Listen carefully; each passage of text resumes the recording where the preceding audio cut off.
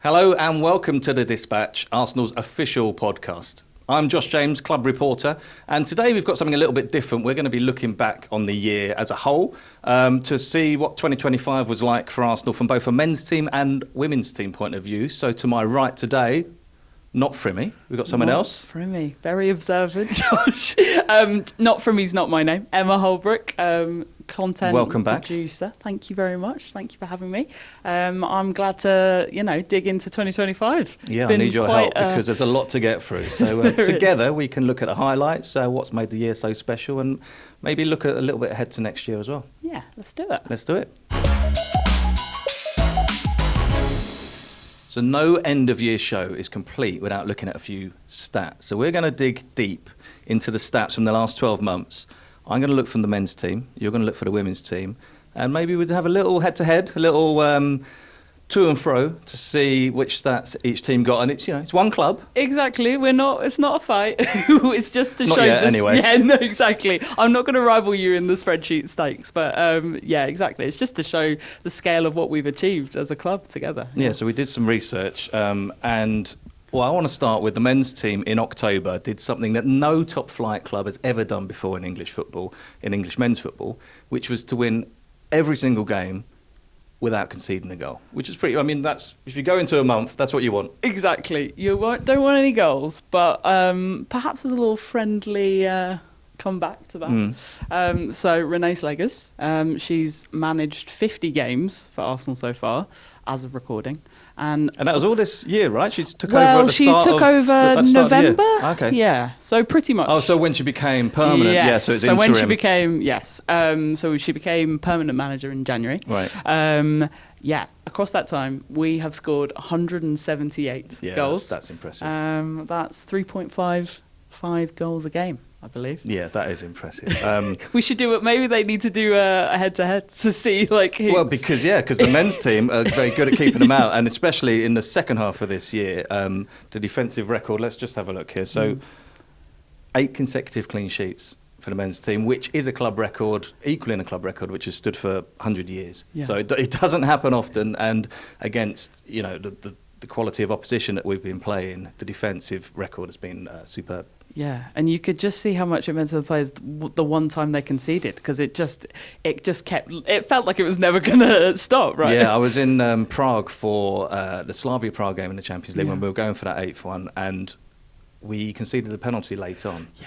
And the way that the players reacted, we were 3-0 up, so the result was done, and it was late on.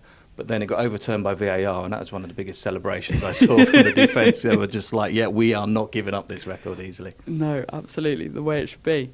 So based on that one, 178 goals. On 13 separate occasions this year, we scored more than 4 goals. Yeah, there's been some roller coaster fixtures on that side, but yeah, it's not a bad There's record. So many goal scorers in that team, aren't there? Yes, exactly. Because obviously Alessia has been superb goal scoring wise, but you're not surprised whoever gets on the score sheet in a women's game. Yeah, whether it's like Caitlin Ford popping up with 4 goals in one fixture as she did at the start of the Champions League run, or even Olivia Smith, new signing, she's in great form right now. So like you say, there's so much goal scoring talent in that team. Yeah, and the men's team did score goals as well. You did. I think we can't forget. Yeah, that. I think it does get overlooked, and especially at the start of the year. So one of the highlights for me, and one of the standout stats, I think, is the 7-1 win over PSV Eindhoven, which meant Arsenal became the first team to score 7 goals away in the Champions League knockout stage. Hadn't been done before. Yeah. Ran riot that day, was scoring goals for fun, and that was without a lot of our recognised forwards as well. Yeah. So that, doesn't happen often. Champions League, to win away by any score is good, but to score 7. And I know we were up against it, right, in terms of injuries going into that game. That's right, yeah. So, that's one of my highlights of the year, that game. So we might talk about that more later. But if we're talking Champions League stats, I guess you've probably got a few up your sleeve. I've got just a couple up my sleeve.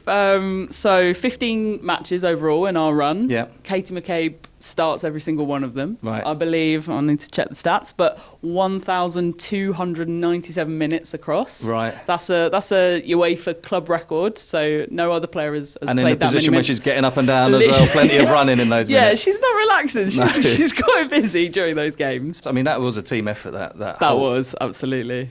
And start right back at the start of the season and to go all the way through. Yeah. Couldn't do it a harder way, really, to win the Champions League. We're the only team that have ever done it, so from qualifying through to the end. Okay, so the Arsenal men got to the semi-final and along the way beat Real Madrid home and away, and winning away in Spain at the Bernabeu, became the first visiting team ever to win their first 2 trips to the Bernabeu. So 20-odd years between them, but they all silence count. in the Bernabeu. Yeah, they do count. And I was there for the game. I wasn't working that game. I was in the away end as a supporter that day, and to silence the Bernabeu was absolutely beautiful. It was a great moment, and history as well. Yeah, I mean, we also played Real Madrid in the quarters. Yeah, of course. It was a nice little back-to-back from clubs. We were 2-0 down after the first leg. We come home, we come back to the Emirates. It's still 0-0 at half-time. No club up until that point had ever overturned a 2-0 deficit in the Champions League quarterfinals, and we do it 3-2. Yeah, that was an unbelievable one. Yeah, that was. It was a bit of a year of comebacks, wasn't it? Towards the end of the campaign, just never knew when they were beaten, and that spirit that I think got them through to the final. Yeah, and speaking of, it does feel like a bit of a cheat code, but I feel like being the only English club to ever win the Women's Champions League twice. Yeah, no, fair play. And that, I think inspired the whole club. And then afterwards, the celebrations, which we can talk about when we talk about highlights. But I think as stats go... I'm sorry, it's not a mic drop. I think it is a mic drop. I think that's a great way to finish this section, because there's plenty that both teams achieved this season. But yeah, that's got to be the achievement of the year, isn't it? So the stats and the numbers don't really tell the whole story, do they? I mean, they are impressive. We've just gone through them there, but it's about feelings and emotions. That's why we all love football, and especially, I mean, let's pick up on the Champions League win that we finished the last section. Well, what were your highlights? I mean, you were there the whole way through, as we said, from the very start, the qualifiers, right through to the final and the trophy parade. What are your highlights from the campaign? Yeah, it's so interesting because you obviously. I talked to the players a lot for the programme, and I asked, what was your favourite moment across the final or like that whole run? And they're like, it's impossible to choose just one. But then I always find it interesting that when they pick out like small things that happened or like a small observation they might have had after a game, I feel like there was a really lovely moment after the semi-final in Lyon. Where we'd equipped Laia Codina with a GoPro. Yes. And we were already winning 3-1, 4-1 at that point, and we were like, okay, this is the moment.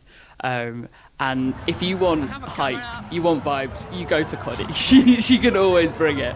And there's just this moment, where she captures the nerves on the bench, like Mariona, Katie, they're all just like, we know we've got it in the bag, but it's like until feeling you have that whistle, and then just absolute chaos. So many Vamos scream down the mic, and she just brings it on, and you can see her just hugging all her teammates, just like pure elation. And that almost feels like the dress rehearsal for the final, because they're just so happy.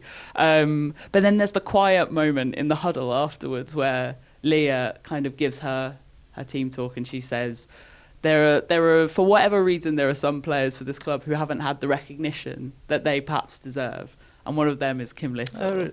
And so, let's do it for them. Oh, really? Let's do it for Kim. That's nice. And that always just feels like a real human moment. Obviously, they've been teammates for years, but it's seeing how much that supports each other, supports did it for each other. Yeah, Absolutely.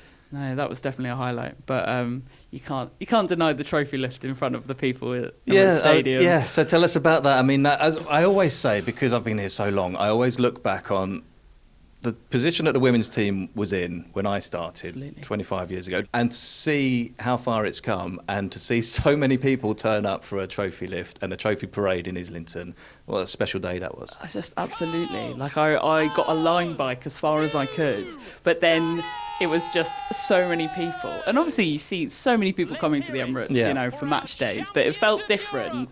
We go up to the podium, and you look out, and it still gives me goosebumps. Like, all you can see is red and white, and it's just, yeah, it feels cliche to say a sea of red and white, but it really, truly was. So tell us about the emotions of that day, because you were right amongst it. You were basically behind the velvet rope with the players. Yeah. Tell us about what it felt like. Yeah, just I feel like that's the moment it really sinks in. I think there's a lot of adrenaline that goes in through something like that. And then, just having that moment where you've got the trophy, it's back in North London.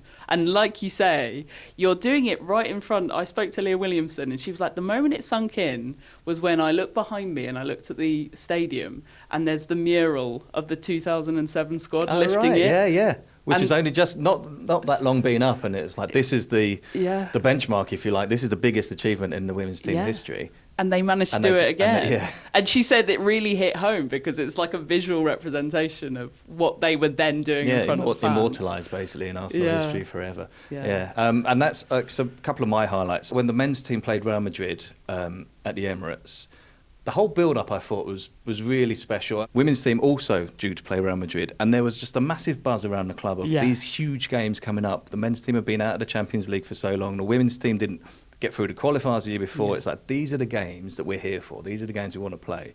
And everyone was just really looking forward to it. Almost, and I felt a little bit like people were I'm just glad we're playing and we're back at this level. And if we go through, it's a bonus. Yes. Like, not everyone, but some people saw it that way. And so to actually beat them 3-0 with two of the best goals, and Mikel Merino's goal, by the way, was a great finish. Yeah, you do feel sorry for him, because like in any other game, he'd be like a goal of a month. It was like just sort of dreamland stuff. And it was a bit different that day because we always do a post-match interview with the manager. Yep. So we're down in if you've been on a tour of Emirates, you'll know there's the flash interview rooms, they call them, the little rooms just near the tunnel. And we're waiting there for Mikel Arteta to come out, and he does, I would say, maybe 10 interviews post-match, a big game like that. Yeah, broadcasters, radio, foreign broadcasters, post-broadcasters, and club media, and he does a press conference. But there's only one manager allowed at a time in the press conference room, obviously, and usually the visiting manager goes first because they've got to get away. So he's done all his interviews. He's about to do the club interview with us, but he's got to wait for the press conference to finish. So it's very rare that, usually in and out of the room in 2 minutes. But he's hanging around because he's waiting for Carlo Ancelotti to finish. So we're just there chatting to him before the interview, talking about the game, and you can see... Could you feel his excitement? Absolutely. You could see, and you can't often, because obviously he's talking to the media afterwards, and he's sort of not detached from the result, but he's got a message he wants to get out, whether it's a positive or a negative result. He's got something he wants to say, and this was him sort of relaxed, and just you can see how proud he was of the performance. This is what they worked so hard to do. Their plan worked. We absolutely deserved the win. Could have been more. Definitely. And some of the best goals you ever see. And I said to him, what was did you have a favourite free kick? I was saying, what was your favourite? I was saying, I thought the first free kick was amazing, the way he bent it round. Reminded me of Roberto Carlos all those years ago. And he was like, the second one is amazing. And he just looked at me like, that is one of the best free kicks you'll ever see. And he should know. So I deferred to him after that. And he finished second in the Puskas Awards. So it was just that nice moment of being able to not just be in work mode for those 2 or 3 minutes and just chat about the game. And that was, what a night that was. So what other highlights would stand out for you for the year? I suppose it's more recent, but along with Fromy and a bunch of our colleagues, we were at the Ballon d'Or. Of course you were. In Paris. To see the build up to that, obviously it's been an incredible year for men and women, and so many nominations. To see that kind of representation for the club was amazing. And then obviously we have Victor and a great posse of our women's team were there, and then we go on and win Club of the Year, which was a fantastic honour. Recognition on a global scale is quite rare at that level, isn't it? To get that, we know how good the team is, and we're amongst it every day. But to have it from from that sort of the highest accolade, really, the Ballon d'Or, isn't it? The sort of most prestigious award. Yeah. It's a special feeling for the club, isn't it? Yeah, the glitz and the glamour obviously doesn't hurt. Absolutely. Yeah. And that's what it's about, isn't it? As well, those award ceremonies, it's like the reward for your hard work, I guess. Yeah, and there's been quite a lot of accolades for our team across the year. We've got Mariona, who's the first player to ever win the Player of the Season award in her WSL debut season. Alessia gets the Golden Boot, shares it with Bunny Shaw at Man City. Yeah, so kind of, obviously trophies are one thing, and it's also nice to have those individual accolades for our players, because obviously incredible performances on the pitch. Yeah, and raises players want to play for this Arsenal team. We've spoken about it before. Obviously, playing in front of a sold-out Emirates is, I think, a big draw for a lot of players, but seeing you can be recognised as one of the best in the world by playing for this team is a huge thing as well for recruitment, and to go and be able to sign the best players in the world, basically. Yeah, absolutely. I can't remember the exact stat on how much our attendances on the women's side have accumulated over the year, but it's a crazy number. And like you say, it's the only club in the world that has that number day on, day out. So. Yeah, absolutely, yeah. And to think of special days at the Emirates, right back in February, we played Manchester City at home. The rivalry we've built up with them over the last few years, always close games. Until the last couple of years, we've been on the wrong side of it, and we had that really frustrating 2-2 draw at the start of the season. And then we go and beat them 5-1. And it's that sort of thing when you say we have to look back on these games, and you're like, that will live forever, because that was an absolutely sensational performance. Again, completely deserved it. 5-1, and what made it even more special for me was the goals from Miles Lewis-Skelly and Ethan Nwaneri right at the end. Two Hale-End products, two young lads who have a breakthrough season, and to do it in the biggest Premier League game of the season was that was great. But you bring up the kind of homegrown talent, and I do think that is when it kind of really hits home. We've got the likes of Katie Reid, who had a really amazing start to the season. Michelle Agerman, you see her coming up. There's pictures of her with an Arsenal shirt when she's 9-10 years old, and then she's scoring on the world stage at the Euros, and it's just does make you proud. And you hope that those players as well look back with pride and think about, because as we said, football moves so quickly, you haven't really got time to think back about that until your career's over, and you think, oh yeah, that was a special day. But I think those achievements, they don't come around very often, so you should make the most of it and be proud of it. Yeah, take it from two people who aren't 18 anymore. You have to take the moment. I'm considerably past 18, more than you are, but So we've looked at the stats, looked at the highlights, so maybe next we have a little look at the content we've put out as well. That sounds good. Quite a lot to get through. There is. So we've spoken about our favourite moments of the year. What about content? What's stood out for you, and what stood out for our supporters? What has been popular? Because you work as part of the social media team as well. Yep. Very, very busy, very creative.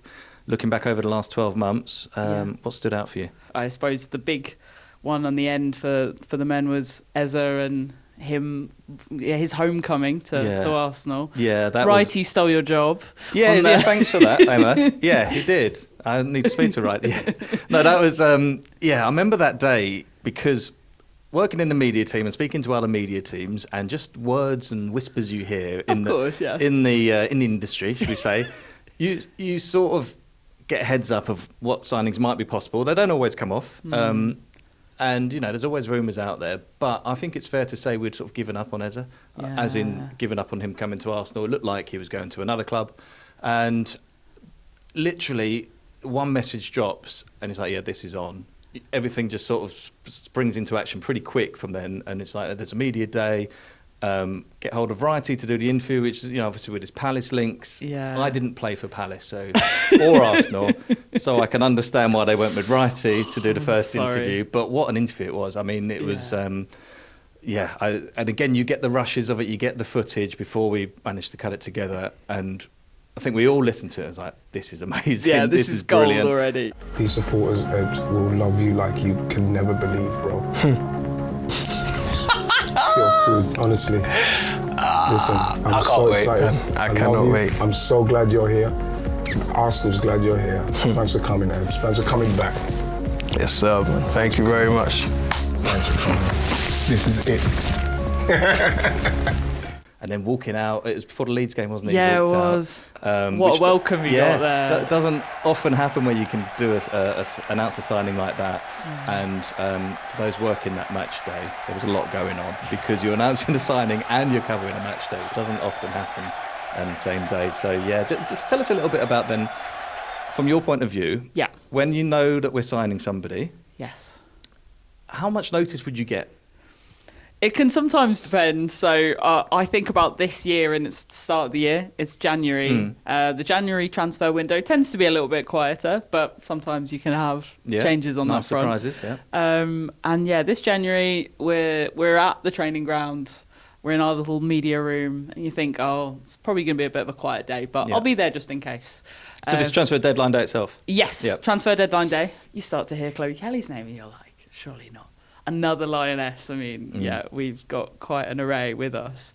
And then that's probably about 3 p.m, Right. 4 p.m. She's up in Manchester. Yeah. So realistically, we're not going to be able to get her for content that night.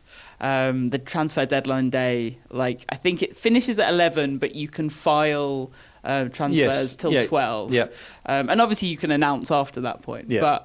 But the ideal order is player in, do the media work, obviously the signing itself and medical, and then there's a media window, and then you've got everything ready for a big announcement that you've worked on for maybe weeks, a couple of days, maybe Depends how much maybe notice. days, maybe a couple of hours, or maybe a few minutes. Yes. So what happens next? So then what happens next? We try and think of creative ways to, without Chloe, announce the piece, and so we go with a little tweet, last minute winger, which Very nice. I was quite proud of that day. Should be. And then Chloe drives down, and we shoot a piece with her with Win the dog. Nice. She's a big dog fan. I think she's got 4 dogs. Win gets in a lot of our signing content. I've noticed. She might be the most popular candidate there. But yes, we get her in there, and then we've got we're chatting to Katie McCabe.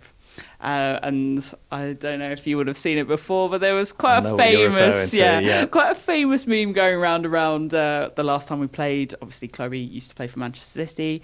It's quite a tense game at Meadow Park.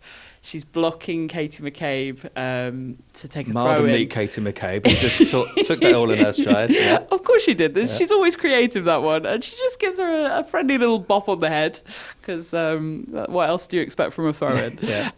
It's quite interesting. Obviously, I think people off the pitch kind of assumed that they were, mortal enemies. They're never going to get on. How can they play in the same team? But they've been friends the entire time. Oh, really? Yeah, it's just quite interesting. And you chat to Katie, and she's like, oh, yeah, what time's Chloe coming? Okay. And we were like, oh, you know what would be great?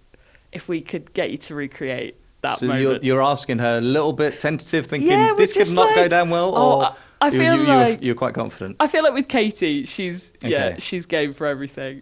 She was on board, and then she was like, it's funny you say that. Come and see my locker. Oh, right. And on her locker, there's a sticker of that moment. Oh, is there? Yeah, it was Brilliant. And I was like, okay, well, we absolutely have to do this now. And we do that as part of the rollout.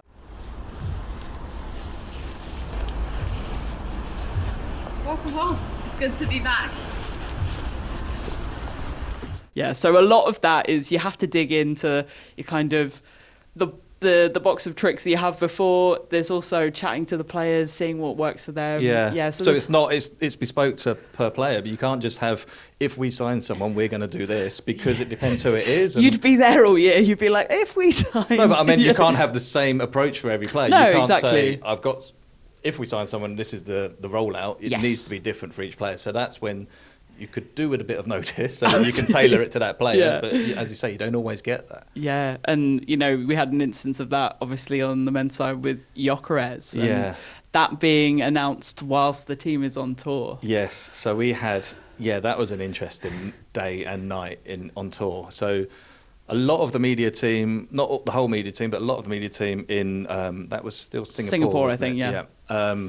And we hear that this transfer is likely. So we're sort of prepared for it in a way. And we've got most of the production team out in Singapore because we film so much content out there.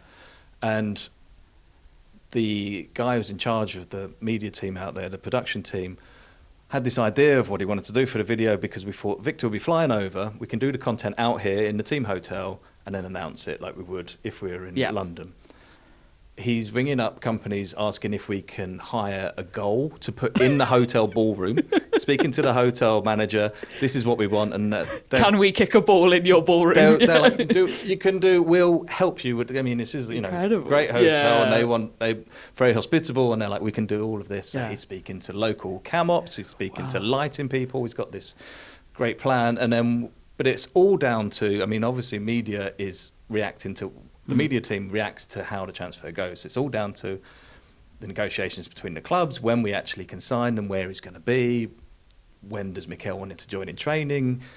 We have to react to all of that. And then we hear, no, he's going to sign in London, do the media work there, and then fly over, and we're going to announce it that day because they want him involved in training. So it all has to be done. And we're like, well, how does that work when we're all here? We've got maybe a quarter of the team back in London. I think it's past midnight at Schober. I think so. Then he flew out and we are waiting to announce it. So the team need to turn around the announcement video, which is shot by the I think they shot very late. And it's an amazing video. Incredible, and done.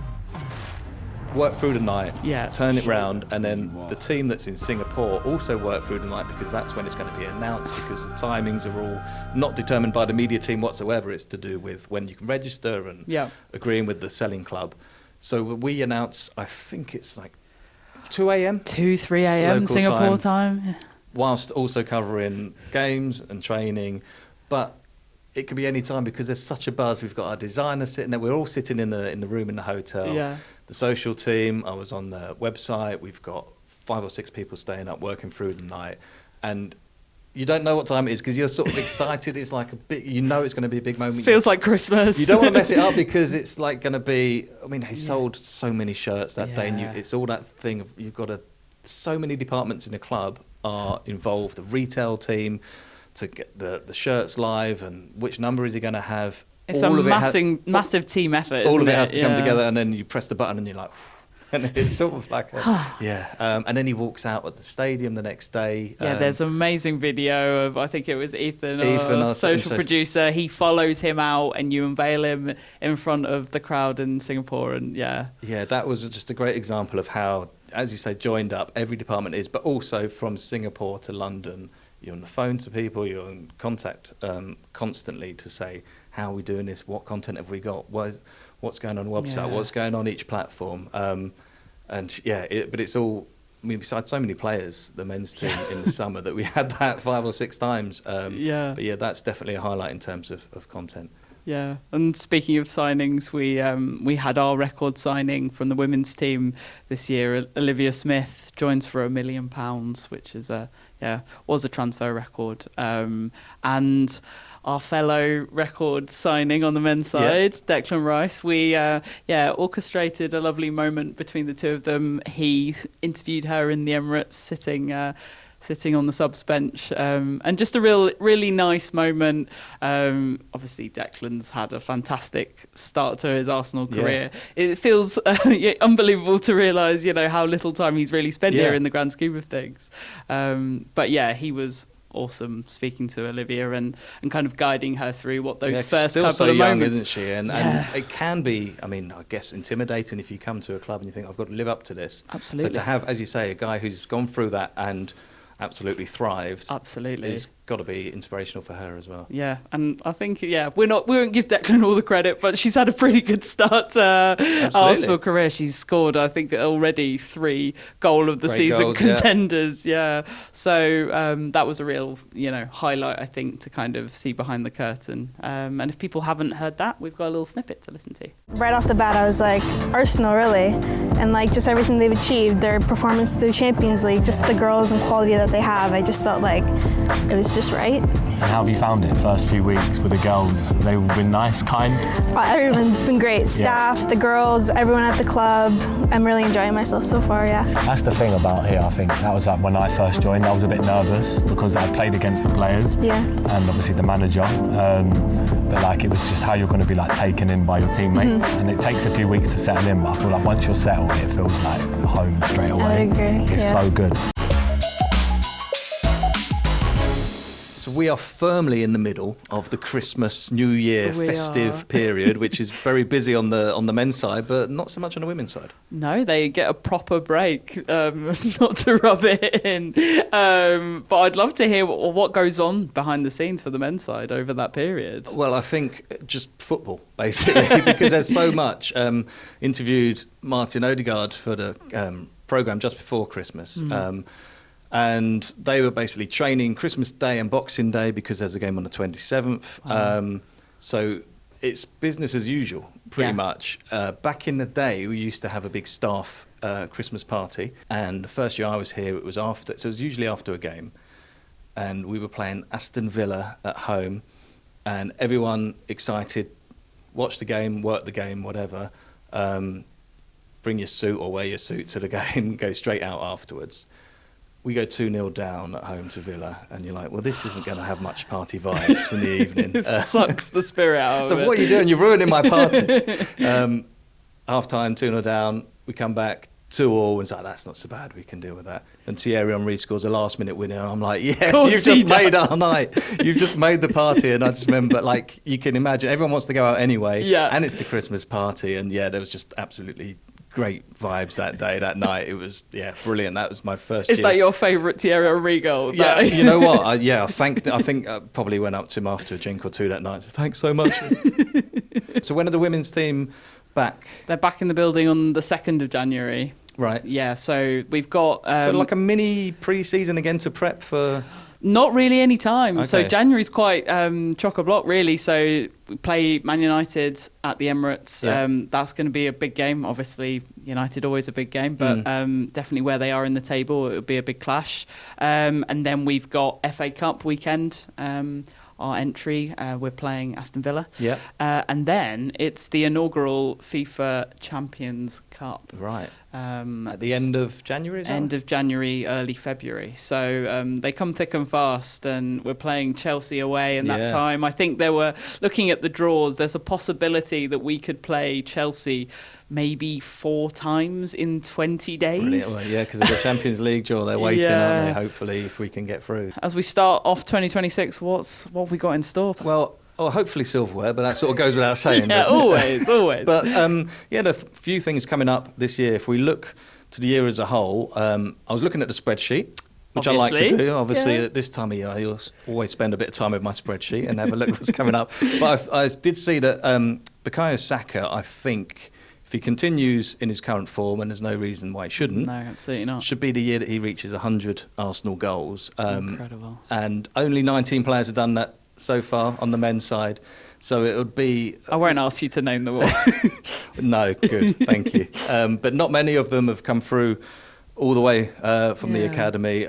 In my time here, we've had Dennis Bergkamp, Thierry Henry, Robin van Persie, Theo Walcott got to 100, but in the whole history of the club, only 19, so he can add his name to that list. I think he needs 20-something odd goals to get there. So he's got a year to do it. Like to think. I think Bukayo Saka can do it, and he'll pass 300 appearances as well, hopefully in the year. So that's incredible for someone still so young. I know that sounds crazy, but I mean, the milestones are starting to pile up, and also it's the 140th birthday of the club. Is that a thing? Do we recognise 140? It's a thing. It sounds nice, It's got 0 on the end. So 1886 we were founded, and obviously 2026 will be the 140th year. But looking at content, I mean, again, it's going to be. I know we always say, there's lots coming out. Yeah. But actually, we've been working on a lot behind the scenes in the last few months. There's documentaries galore. that the team have been working on, the production team, and yourself involved in a lot of it as well. So I'm quite excited to see what comes out. The women's team will have the chance to become world champions. They will. The first ever, first of its kind. Yeah, the FIFA Women's Champions Cup is the final is being held at Emirates Stadium in February. You can get tickets for that now. Also, the semi-finals being played at Brentford. And as Champions League holders, we have the opportunity to play up against opposition that we've never played against from different countries all over the world for the chance, like you say, to be crowned world champion. It's not bad. That'll be nice. 2026, the year of Arsenal as world champions. That'll have a nice ring to it. That would have a lovely ring to it. Yeah, let's hope so. And let's hope for more episodes of The Dispatch as well. It could be the year of The Dispatch 2026. So yeah, thanks so much for joining me today, Emma. Thank you for we've having rattled me. through a lot there, I Yes. feel like, because a lot has happened. But we're looking forward. 2026 is going to be a great year. You can feel it for Arsenal. And as I say, the year of The Dispatch. So remember to subscribe wherever you get your podcasts to listen to The Dispatch every week. And you can watch it in full on Arsenal.com and Arsenal's YouTube channel. We'll be back next week. And will you be back or will From you be back? I don't know how it's going to work now. I've kept his seat warm for Yeah, him, you so have. we'll invite him back. Well, you're welcome back anytime, Emma. Thanks so much for going through everything Thank today. you. It's been a lot of fun. Yeah, and we'll see you all next week.